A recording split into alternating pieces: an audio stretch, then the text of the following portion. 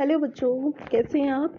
बच्चों आज हम प्रैक्टिस पेपर सॉल्व कर रहे हैं क्लास 10th के मैथ्स का प्रैक्टिस पेपर 1। उसमें हम पार्ट बी में नेक्स्ट पार्ट लेकर आ रहे हैं। ठीक है, मतलब पार्ट बी का नेक्स्ट सेक्शन है ये हमारे पास, जिसमें हमारे पास क्वेश्चन नंबर हमें मिलेंगे 27 से लेकर 33 तक के। बच्चों ये जो क्वेश्चन है हमारे पास शॉर्ट आंसर टाइप क्वेश्चन है और 3 मार्क्स के हैं, मतलब 3 मार्क्स वाले ये क्वेश्चन है। ठीक है, तो चलिए अब हम स्टार्ट करते हैं। सबसे पहले हम ले लेते हैं question number 27। In the figure, two tangents TP and TQ are drawn to a circle with center O from an external point P। इसका मीनिंग ये हुआ बच्चों कि ये हमारे पास ना एक क्या है, वृत्त है। ठीक है, इस वृत्त का सेंटर पॉइंट ये है, O बिंदु है। ठीक है, इस वृत्त पर इस T बाह्य बिंदु से एक स्पर्श मतलब 2 स्पर्श रेखा खींची गई है। ठीक है बेटा, ये जो P है यहाँ पर P नहीं आना है, आपको इसे ठीक T कर देना है। मतलब हम यहाँ पर आप देख पा रहे होंगे आकृति में जो स्पर्श रेखाएं खींची गई है वो कहाँ से खींची गई हैं, टी से खींची गई हैं। ठीक है, ये थोड़ा सा मिसप्रिंट है डीओई के क्वेश्चंस में, सो इट डजेंट मैटर। हमें आगे फर्दर जो समझ में आ रहा है उसके अकॉर्डिंग हम सॉल्व करते हैं। ठीक है, जो स्पर्श रेखा हम खींच रहे हैं एक तो है हमारे पास टीपी और दूसरी कौन सी है, टी क्यू। और फिर उसके बाद आपको प्रूव करना है कि जो एंगल बन रहा है यहाँ पे, जो कोण बन रहा है पी टी क्यू, ये वाला जो पी टी क्यू है ये क्या है, ओ पी क्यू, इस वाले एंगल के क्या है, डबल है, ट्वाइस है। तो ये हमारा कॉन्सेप्ट है। ठीक है, क्लियर हो गया, समझ में आ गया। चलिए अब हम स्टार्ट करते हैं। तो इसका सॉल्यूशन जब हम लेंगे तो सबसे पहले जो भी यहाँ पे हमारे पास ट्रायंगल बन रहा है ना, उस ट्रायंगल की बात करेंगे। In triangle P T Q जो है ये ट्रायंगल है। ठीक है, अब इस त्रिभुज पी टी क्यू में हमारे पास जो बोला गया है कि टी पी और टी क्यू ये दो क्या है, स्पर्श रेखाएं। और हम ये जानते हैं कि जब हम किसी बाह्य बिंदु से किसी एक्सटर्नल पॉइंट से स्पर्श रेखाएं यानी कि टेंजेंट लाइन ड्रॉ करते हैं तो उनकी जो लेंथ होती है वो कैसी होती है, इक्वल होती है, सेम होती है। तो इसका मतलब यहाँ पर हम मेंशन लिख देंगे क्या, इसका रीजन क्या है, टेंजेंट्स फ्रॉम अ पॉइंट, मतलब किसी एक बिंदु से खींची गई ये स्पर्श रेखाएं हैं। ठीक है, एक बिंदु से खींची गई स्पर्श रेखाएं और इनकी लेंथ कैसी होती है, इक्वल होती है। और एक बात और है कॉन्सेप्ट में, क्या कि जब हमारे पास किसी त्रिभुज के अंदर दो भुजाएं बराबर होती है तो वो कौन सा त्रिभुज होता है भाई, समद्विबाहु त्रिभुज होता है ना, आइसोसेलेस ट्रायंगल वो आपके पास होता है। तो अगर ये दोनों साइड्स इक्वल है तो आप देखेंगे इस साइड की ठीक अपोजिट में आपके पास ये वाला एंगल है, करेक्ट। इसका मतलब ये वाला एंगल, इसको क्या नेम देंगे हम, P Q T. So angle P Q T. और ऐसे ही अगर हम टी क्यू साइड देखेंगे तो टी क्यू के ठीक सामने ये वाला एंगल है और इसको हम क्या नेम देंगे, टी पी क्यू। ये दोनों भी हमारे पास कैसे होंगे, इक्वल ट्रायंगल होंगे, क्योंकि साइड्स इक्वल हैं तो फिर आपके पास ट्रायंगल भी कैसे होंगे, इक्वल होंगे। तो आप इनका रीजन यहाँ पर दोगे angles opposite to equal sides. ठीक है, यानी कि आप इसका यहाँ पे रीजन लिखेंगे, हिंदी में लिखेंगे तो समान भुजाओं के सम्मुख कोण।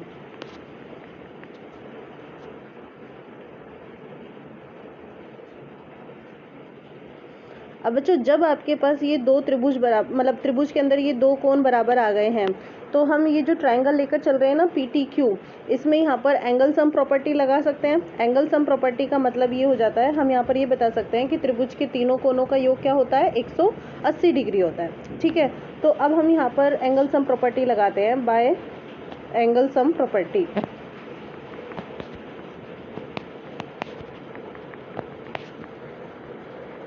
एंगल सम प्रॉपर्टी यानी कि त्रिभुज के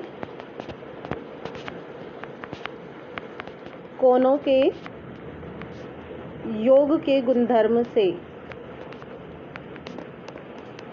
तो हम ये जानते हैं क्या कि तीनों कोणों का जो योग होता है ना वो कितना होता है जी, 180 डिग्री।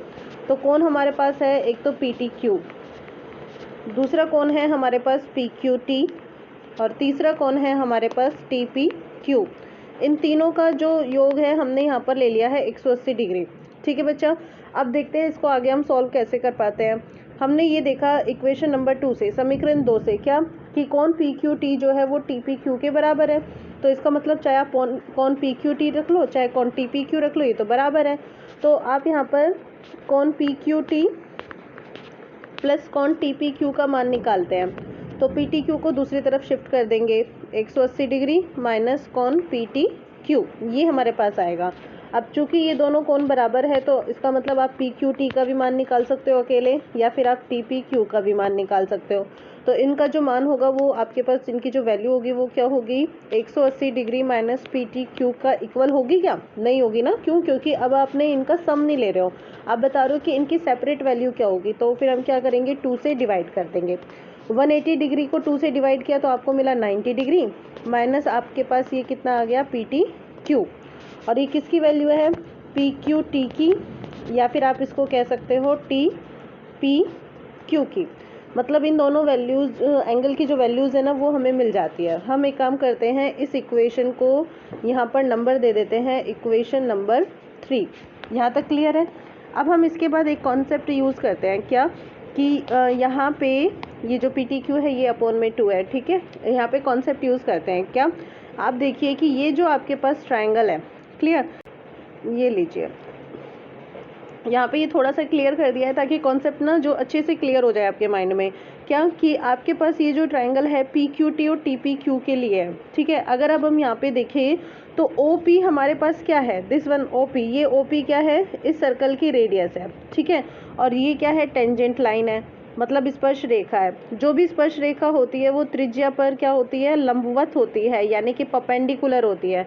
इसका मतलब ये हुआ कि ये जो एंगल है हमारे पास ओ पी टी, इसकी वैल्यू किसके इक्वल है, 90 डिग्री के, ठीक है। तो हम यहाँ पर मेंशन कर देते हैं इसमें कि जो भी हम यहाँ पे ट्राइंगल देख रहे हैं, ठीक है, अकॉर्डिंग टू फिगर या इन फिगर या आकृति से यहाँ पे हमें मिल जाता है कॉन्सेप्ट, क्या कि ओ पी टी की वैल्यू जो है वो 90 डिग्री के इक्वल है।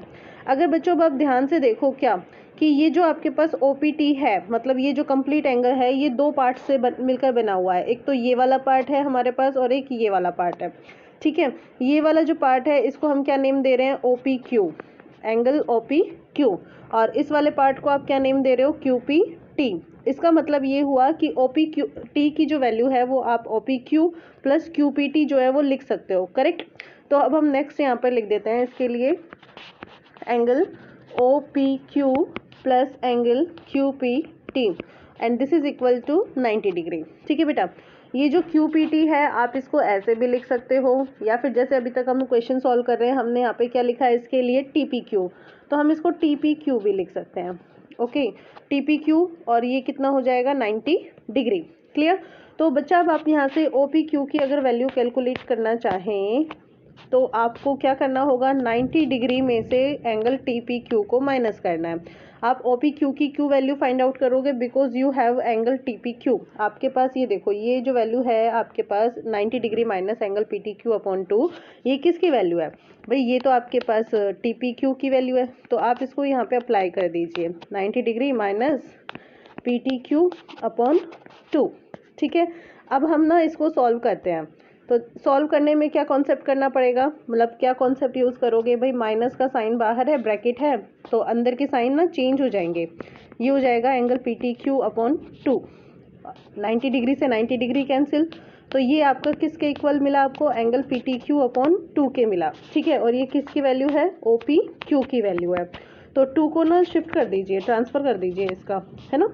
बहुत दिन हो गए, इसका मन नहीं लग रहा है यहाँ पे राइट साइड में, इसको लेफ्ट साइड में शिफ्ट कर दो, तो ये डिवीजन में है, वहाँ पे जाके मल्टीप्लाई हो जाएगा, तो 2 एंगल ओ पी क्यू हो जाएगा। तो ये वो कॉन्सेप्ट हो गया जो हमें प्रूव करना था, जो हमें क्वेश्चन में प्रूव करने के लिए दिया हुआ है, यानी कि हैंस प्रूव्ड इति सिद्धम। तो बच्चों ये कॉन्सेप्ट है आपका, ये 3 मार्क्स का क्वेश्चन है, आपको स्टेप बाय स्टेप अच्छे से सॉल्व करना है ताकि कोई गड़बड़ ना हो, कोई कंफ्यूजन ना हो, ठीक है। और आपका जो आंसर है, आपको जो मार्क्स हैं वो भी क्या करें, फुल से फुल मिल सके, ठीक है। तो आप यहाँ से इसको अच्छे से नोट कर लीजिए, समझना बहुत ज़रूरी है, समझिएगा पहले और फिर उसके बाद नोट करिएगा, ठीक है। तो नेक्स्ट अब हम ले लेते हैं क्वेश्चन नंबर 28। क्वेश्चन नंबर 28 में Sunita has some notes of ₹50 and ₹100 amounting to a total of 15,500, मतलब कि जो सुनीता है उसके पास 50 रुपए के कुछ नोट है और 100 रुपए के भी कुछ नोट है, और अगर उन सभी पैसों को वो क्या करेगी, काउंट करेगी, है ना, टोटल करेगी, तो उसके पास ना 15,500 रुपए आ जाएंगे। क्लियर। अब आपसे कहा है कि if the number of total notes is 200, मतलब जितने भी हमारे पास नोटों की संख्या है वो कितनी है, 200 है।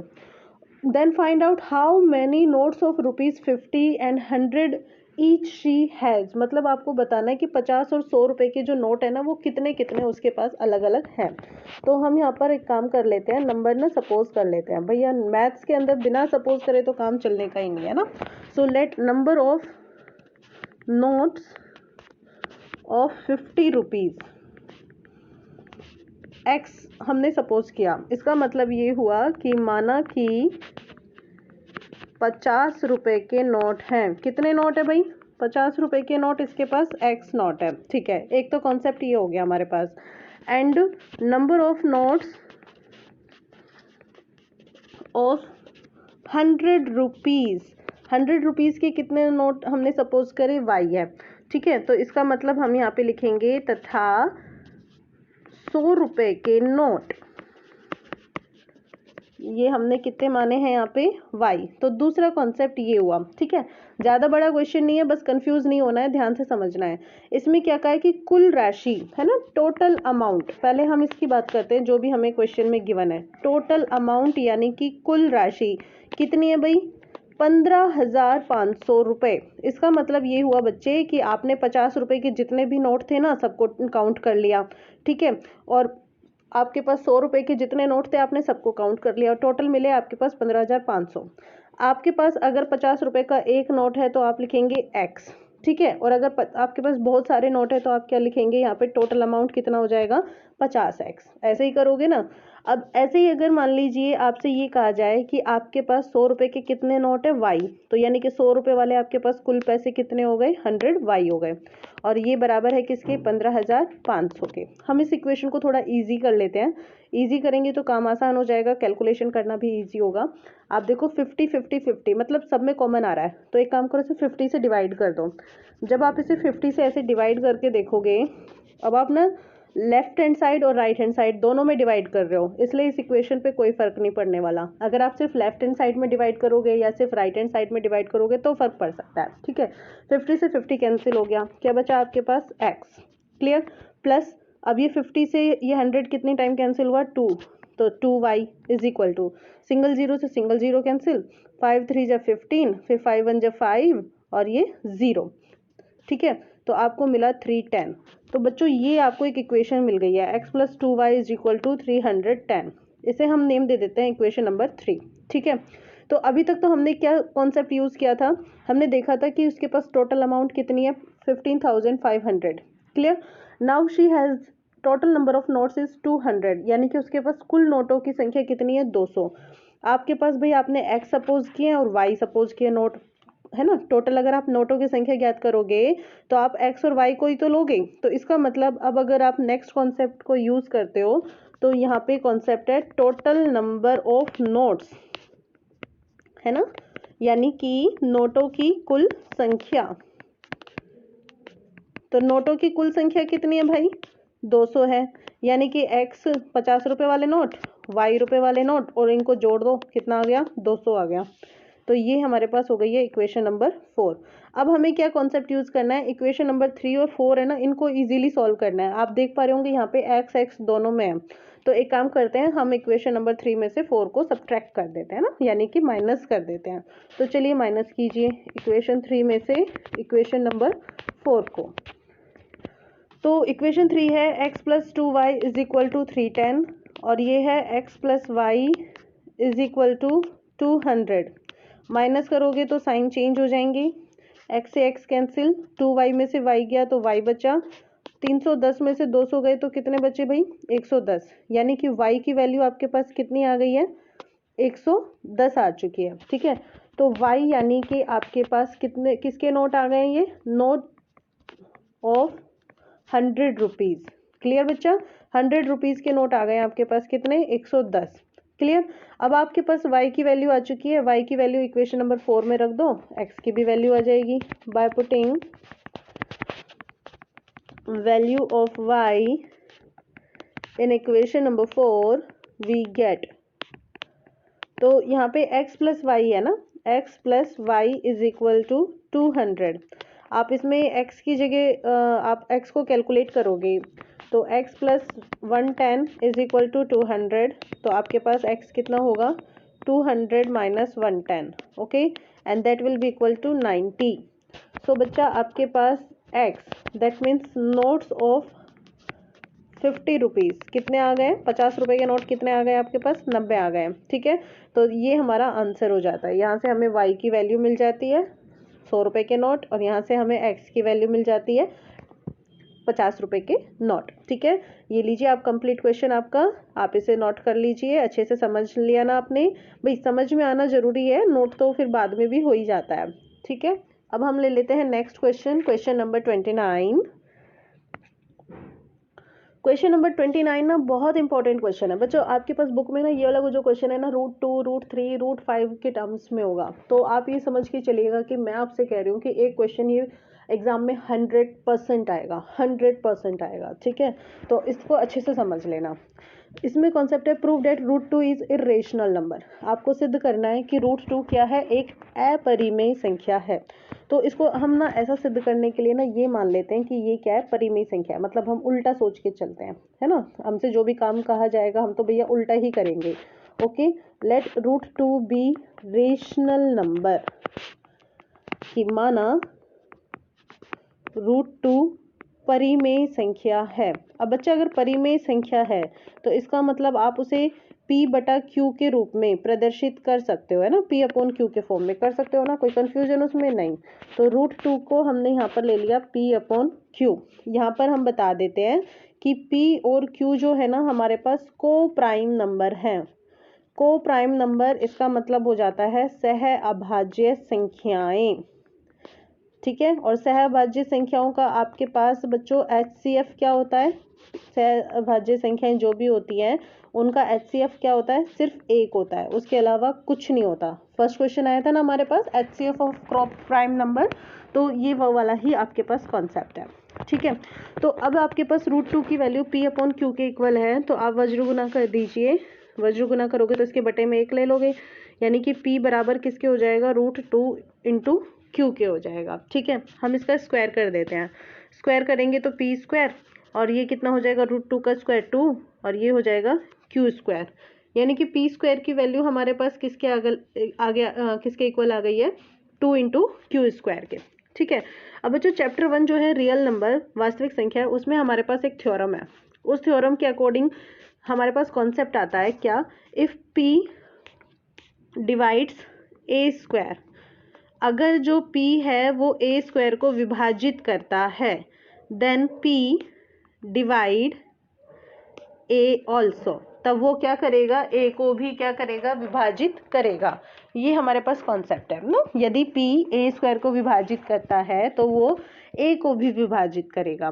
तो इसका मतलब ये होता है कि अगर हम यहाँ पर देखें तो इसमें आपके पास ये क्या आ रखा है, 2 आ रखा है। इसका मतलब ये हुआ कि अगर आपने p स्क्वायर में 2 से भाग दिया, भाई कॉन्सेप्ट तो यही हुआ ना कि ये p स्क्वायर है और इसमें अगर आपने 2 से भाग दिया तो आपका भाग जो है, डिवीजन जो है वो कितनी बार चला जाएगा, q स्क्वायर टाइम्स। तो जैसे हम इसको सॉल्व करते हैं, ऐसे सॉल्व करके देखो तो यहाँ पे आपके पास जो डिविडेंड है p स्क्वायर वो किसके इक्वल होगा, 2 इंटू क्यू स्क्वायर, है ना, डिविजर इंटू क्वोशिएंट, और आपके पास जो रिमाइंडर है वो कितना है यहाँ पे 0। तो p स्क्वायर की वैल्यू क्या आ गई है, 2q स्क्वायर आ गया है। मतलब आप 2 से p में अच्छे से डिवाइड कर सकते हो, क्लियर। तो इसका मतलब ये हुआ आपको क्या, तो हम यहाँ पर कॉन्सेप्ट यूज करते हैं क्या, कि 2 डिवाइड्स p स्क्वायर, है ना, यानी कि जो 2 है वो p स्क्वायर को विभाजित करता है।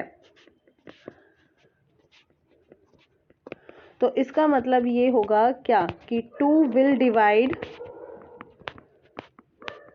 p ऑल्सो, यानी कि जो 2 है वो p को भी विभाजित करेगा।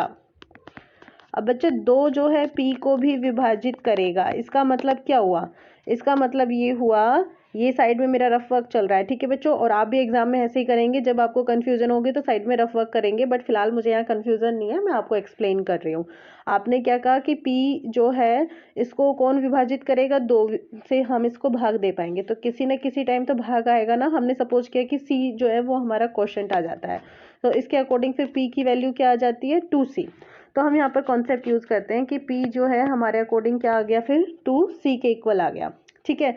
और ये जो स्टेटमेंट है कि 2 जो है वो P को भी विभाजित करेगा, यानी कि 2 विल डिवाइड P ऑल्सो, हम इसको सेकेंड नंबर का स्टेटमेंट ले लेते हैं, ठीक है। P की वैल्यू 2C आ गई है, और आप यहाँ पे देखो इक्वेशन नंबर 1 में P square is equal to 2 की स्क्वायर है, तो आप यहाँ पे P की वैल्यू रख दो bye putting value of P in equation 1। हम इक्वेशन 1 में ना इसकी वैल्यू रखते हैं, तो P कितना है 2C, इसका स्क्वायर करेंगे is equal to 2Q square, ठीक है। सॉल्व करते हैं, 2C स्क्वायर, 2C स्क्वायर मतलब 4C स्क्वायर, और ये इक्वल किसके है, 2Q स्क्वायर के। दोनों तरफ ना यहाँ पे 2 कॉमन है, तो हम 2 से कैंसिल हो जाएगा, तो यहाँ पे 2 बचेगा। 2C square is equal to Q square, इसका मतलब ये हुआ कि Q स्क्वायर की जो वैल्यू है वो किसके इक्वल है, 2C स्क्वायर के है। अब जरा आप देखो इक्वेशंस को जो अभी अभी हम ना यहाँ पे सॉल्व कर रहे हैं, आपने क्या देखा, P स्क्वायर किसके इक्वल है, 2Q स्क्वायर के। और सिमिलरली हमें यहाँ पर एक इक्वेशन मिली Q स्क्वायर, और वो किसके इक्वल है, 2C स्क्वायर के। तो यहाँ से हम ये देखते हैं कि 2 जो है वो किसको डिवाइड कर रहा है यहाँ पे, Q स्क्वायर को। 2 divides A Q square, so 2 divides Q also, तो वो Q को भी विभाजित करेगा। तो हम यहाँ पे कॉन्सेप्ट यूज करते हैं कि 2Q स्क्वायर को विभाजित करता है, इसलिए 2Q को भी विभाजित करेगा। अब देखो बच्चा, आपने क्या कहा कि 2 डिवाइड्स Q आल्सो, हम ना इसको स्टेटमेंट यहाँ पर ले लेते हैं, स्टेटमेंट नंबर 3। अब जरा आप ना फर्स्ट स्टेटमेंट देखो, फर्स्ट स्टेटमेंट इसमें क्या कॉन्सेप्ट है हमारे पास, ये देखिए इसमें है 2 विल डिवाइड P ऑल्सो, यानी कि 2 जो है P को भी विभाजित करेगा, ठीक है। और ऐसे ही अगर अब हम यहाँ पर देखें तो इसमें जो कॉन्सेप्ट है वो क्या है, 2 Q को भी विभाजित करेगा ना, 2 डिवाइड्स Q ऑल्सो, इसका मतलब जो है 2 P को भी विभाजित कर रहा है, ठीक है। और 2 किसको विभाजित कर रहा है, 2 Q को भी विभाजित कर रहा है, तो वो दोनों को ही विभाजित कर रहा है ना, दोनों को विभाजित कर रहा है, मतलब दोनों में उसका भाग जा सकता है। तो बस हम लास्ट में क्या करेंगे, कंक्लूजन लिखेंगे। अब कंक्लूजन कैसे लिखेंगे, देखो उसकी लैंग्वेज क्या होगी, मैं यहाँ पर इंग्लिश में लिख देती हूँ और हिंदी में भी समझा देती हूँ, आप प्लीज उसे समझ कर नोट कर लीजिएगा। तो हम यहाँ पर लिखते हैं, by statement 2 and 3 we see that, कि जो भी हमारे पास कथन है 2 और 3 उसके अनुसार हम देखते हैं क्या क्या देखते हैं भाई, हम देखते हैं कि 2 divides P and Q both, जो 2 है वो किस किस को विभाजित करेगा, 2 को भी विभाजित करता है, P को भी विभाजित करता है और Q को भी विभाजित करता है। अगर वो इन दोनों को विभाजित करता है, इसका मतलब क्या होगा कि 2 is HCF of P and Q, वो P और Q का क्या होगा, HCF होगा। अब बच्चों अगर वो P और Q का HCF है, मतलब यानी कि महत्तम समापवर्तक है, तो इसका मतलब P और Q जो भी है हमारे पास, दीज आर नॉट को प्राइम नंबर, है ना, ये हमारे पास को प्राइम नंबर नहीं है, को प्राइम नंबर यानी कि सह अभाज्य संख्या नहीं है। अब आपको ध्यान हो तो हमने स्टार्टिंग में ना इसको माना था क्या, ये देखिए हमने ये सपोज करते हुए चले थे कि P और Q कैसे हैं, सह अभाज्य संख्या। अब हम क्या ले रहे हैं कि ये सह अभाज्य संख्या नहीं है। इसका मतलब ये हुआ कि जो भी हमने यहाँ पर सपोज किया था, जो भी हमारी कल्पना थी, वो सारी की सारी कैसी हो जाती है, यहाँ पर गलत साबित हो जाती है ना, गलत प्रूव हो जाती है। तो हम यहाँ पर लिखेंगे, this contradicts the fact, this contradicts the fact that P and Q are coprime number. ये हमारे इस तथ्य का विरोधाभास प्रदर्शित करता है कि P और Q क्या है, को प्राइम नंबर है, यानी कि सह अभाज्य संख्या है। इसका मतलब क्या होगा? This means that our supposition is wrong, कि हमारी, इसका मतलब यह होता है या फिर इसका अर्थ यह है कि हमारी परिकल्पनाएं कैसी हैं। यहाँ पर हमारी परिकल्पना गलत है, जो हमने माना था वो गलत है। हमने क्या माना था? हमने माना था कि √2 जो है वो कैसी नंबर है? एक परिमेय संख्या है, यानी कि रेशनल नंबर, तो वो गलत हो गया। अब वो गलत हो गया तो इसका मतलब √2 हमारे पास कैसा हो जाता है? यहाँ पे इरेशनल नंबर हो जाता है। ठीक है, हैंस प्रूव्ड। तो इस तरीके से हमारा ये वाला जो क्वेश्चन है वो यहाँ पे कंप्लीट होता है। ओके, आप इसे नोट कर लीजिए। आई होप ये आपको अच्छे से क्लियर हो गया होगा कॉन्सेप्ट। पहले भी मतलब जैसे मैंने आपको बताया कि ये क्वेश्चन बहुत ज़्यादा इंपॉर्टेंट है, सो आपको ये क्वेश्चन जो है वो अच्छे से समझ लेना है। ठीक है, अब हम नेक्स्ट क्वेश्चन ले लेते हैं, क्वेश्चन नंबर 30। क्वेश्चन नंबर 30 में हमारे पास जो कॉन्सेप्ट है वो देख लेते हैं पहले। ठीक है, इसके according 90 cards numbers from 1 to 90 are placed in a box. ठीक है, प्लेस्ड इन ए बॉक्स। आपके पास जो कार्ड है वो कितने हैं? 1 से लेकर 90 तक, 1 से लेकर 90 तक। और कितने कार्ड है आपके पास? 90 कार्ड है। तो हम यहाँ पर लिखते हैं सबसे पहले टोटल कार्ड्स। टोटल कार्ड्स यानी कि कार्ड की कुल संख्या। ठीक है, कार्ड की कुल संख्या जी वो हमारे पास है 90। ठीक है, पहला कॉन्सेप्ट तो ये हुआ। फिर क्या कहते हैं? If one card is drawn at random from the box. आप ना कार्ड से ना अपने आप याद रक्षा, मतलब कुछ भी, कोई सा भी कार्ड जो है वो निकाल सकते हो। ठीक है, then find the probability of it is. For आपको प्रोबेबिलिटी फाइंड आउट करनी है किसकी? सबसे पहले है एक 2 अंकों की संख्या, एक 2 डिजिट नंबर। तो बच्चों 1 से लेकर 90 तक आपके पास जो 2 डिजिट वाले नंबर होते हैं, 2 अंकों की जो संख्या होती है वो कौन कौन सी है? ठीक है, 2 डिजिट्स नंबर, 2 अंकों की संख्या। जरा बताएंगे आप मुझे, कहाँ से शुरू होती है? 10 से शुरू होती है ना? और कहाँ तक होंगी? 90 तक होंगी। इसका मतलब ये हुआ कि सिर्फ 1 से लेकर 9 वाली जो संख्याएं हैं वो हमारे पास इसमें नहीं आती है ना। 1 से लेकर 9, यानी कि 9 नंबर जो है वो नहीं आएंगे। तो अगर आप 2 अंकों की संख्या निकालेंगे तो फिर 90 माइनस क्या कर देंगे? 9। तो आपके पास कितना आ जाएगा? 81 आ जाएगा। तो यहाँ पे आप फिर प्रायिकता ज्ञात कर सकते हो। प्रायिकता क्या हो जाएगी? फिर आपकी अनुकूल स्थिति हो गई है 81, कुल हो गई है 90। 81/90 यानी कि 9 9 81 और ये 10 बार कट जाएगा। ठीक है, समझ में आ गया? चलिए अब दूसरा प्रश्न देखते हैं। दूसरा प्रश्न है ए परफेक्ट स्क्वायर, एक पूर्ण वर्ग संख्या। तो भाई परफेक्ट स्क्वायर देखिए कौन सा होता है? परफेक्ट स्क्वायर नंबर, पूर्ण वर्ग संख्या, यानी कि जिसको आप स्क्वायर कर सको। तो चलिए हम स्क्वायर करके देखते हैं एक बार, है ना। 1 का स्क्वायर 1 हुआ, 2 का 4, 3 का 9, 4 का 16, 5 का 25, ऐसे ही 6 का 36 हो जाएगा, 7 का 49 हो जाएगा, फिर 8 का 64 हो जाएगा और 9 का क्या हो जाएगा? 81 और फिर 10 का 100। लेकिन हमारे पास 100 तो है ही नहीं, हमारे पास सिर्फ इतने ही है।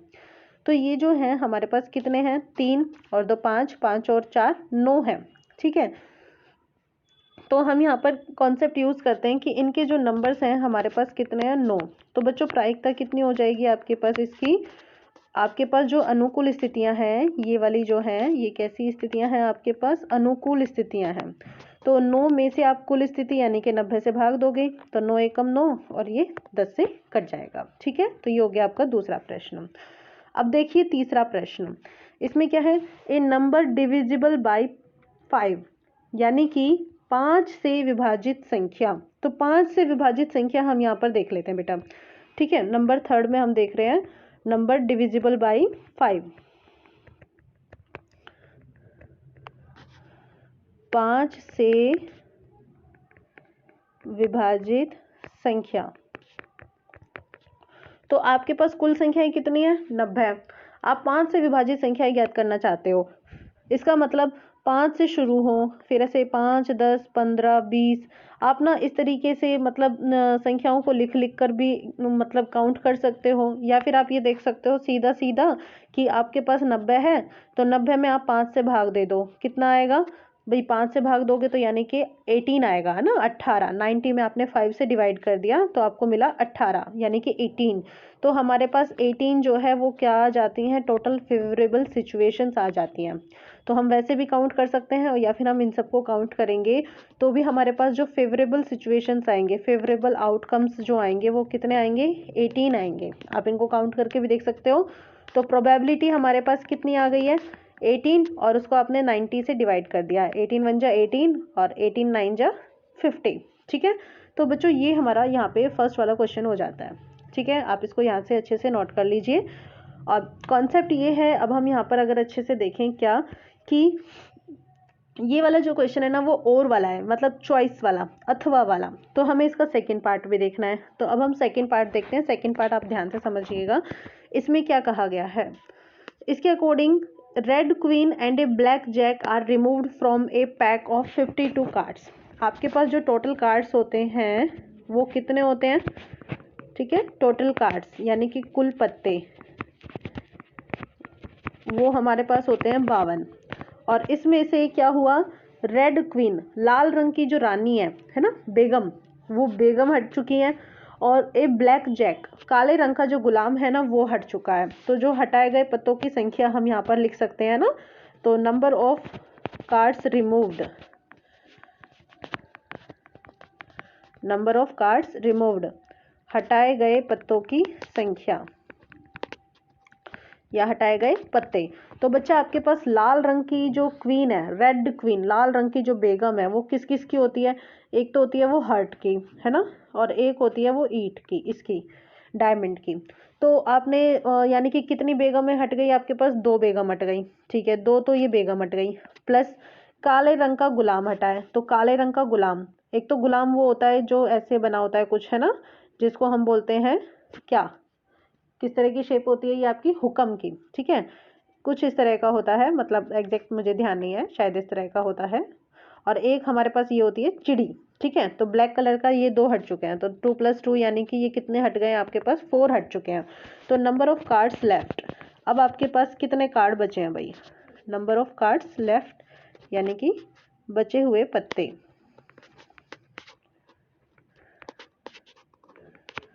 52 थे, 52 में से 4 हट गए यानी कि आपके पास बचे 48। तो ये आपके टोटल आउटकम्स है।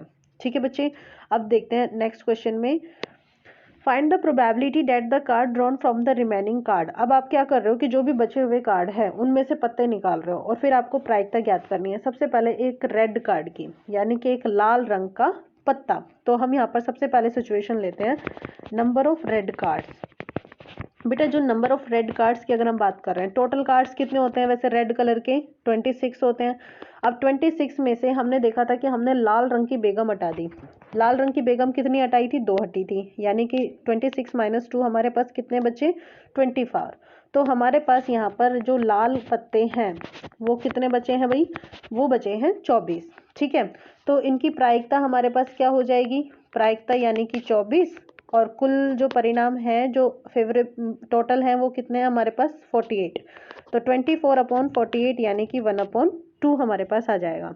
ठीक है, अब नेक्स्ट हम यहाँ पर देखते हैं, नेक्स्ट क्या पूछा है हमसे, neither a jack nor a king, यानी कि जैक नहीं होना चाहिए और किंग नहीं होना चाहिए। ठीक है, ना तो एक बादशाह होना चाहिए और ना ही वो क्या होना चाहिए, गुलाम होना चाहिए। तो सेकंड पोर्शन जो है वो लिखते हैं यहाँ पे, neither a jack nor a king, मतलब बादशाह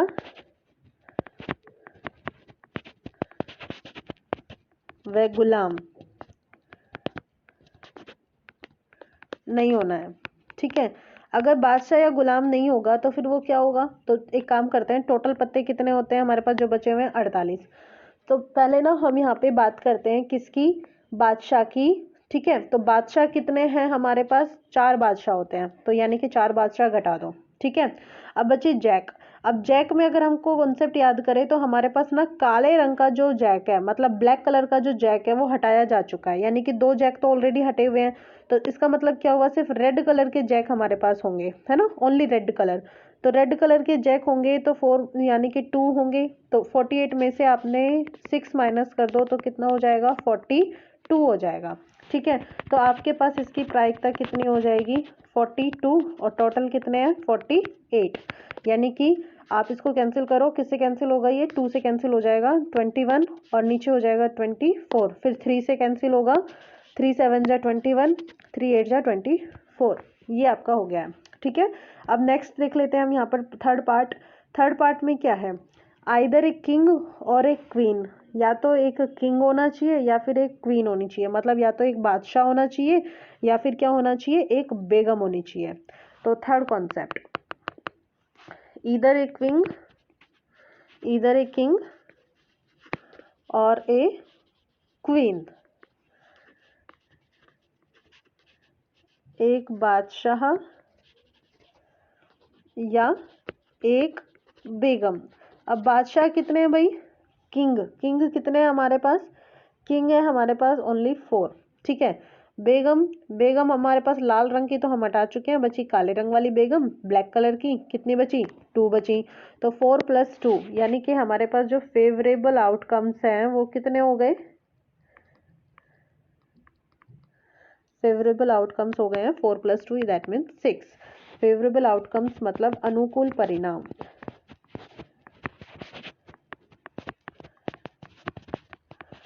तो 4 + 2 यानी कि 6 हो गए हैं। तो प्रायिकता कितनी हो जाएगी, ये हो जाएगी हमारे पास 6/48, यानी कि 6 × 6 6 8 48। तो 1/8 1/8 जो है वो हमारा आंसर हो जाता है। ठीक है, तो ये ले लीजिए, ये आपका सेकेंड पार्ट वाला क्वेश्चन का आंसर है। तो 30 क्वेश्चन जो है वो हमारे यहाँ पे कंप्लीट होते हैं। इस पार्ट में बच्चा हम यही क्वेश्चंस लेकर एंड करते हैं इसका, यानी कि 27 से लेकर 30 तक के। नेक्स्ट वीडियो जो होगी उसमें हम 31 से लेकर 33 तक ले लेंगे। ठीक है, ताकि बहुत लंबी एक वीडियो नहीं होगी और आप भी बहुत बोर नहीं होंगे, क्योंकि अब जो क्वेश्चन चल रहे हैं वो थोड़े लंबे वाले चल रहे हैं। तो हम नेक्स्ट वीडियो में मिलेंगे, तब तक के लिए बाय बाय टाटा। अगर आपको वीडियो अच्छी लग रही हो, समझ में आ रही हो, तो आप प्लीज़ इसे लाइक कीजिएगा, कमेंट कीजिएगा और चैनल को सब्सक्राइब कीजिएगा। Thank you so much for watching my channel.